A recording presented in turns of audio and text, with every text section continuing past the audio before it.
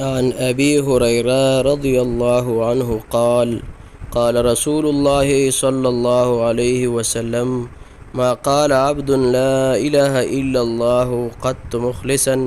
إلا فتحت له أبواب السماء حتى تفضي إلى العرش ما اجتنب الكبائر۔ حضرت ابو ہریرہ رضی اللہ عنہ فرماتے ہیں کہ رسول اللہ صلی اللہ علیہ وسلم نے ارشاد فرمایا،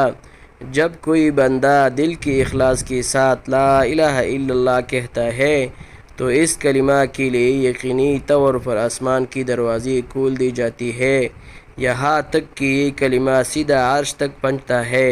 یعنی فوراً قبول ہوتا ہے، بشرط کہ وہ کلمہ کہنے والا کبیرہ گناہوں سے بچتا ہو۔ فائدہ: کبیرہ گناہوں سے بچنے کی شرط جلد قبول ہونے کے لیے ہے، اور اگر کبیرہ گناہوں کے ساتھ بہی کہا جائے تو نفع اور ثواب سے اس وقت بہی خالی نہیں ہے۔ مرقات۔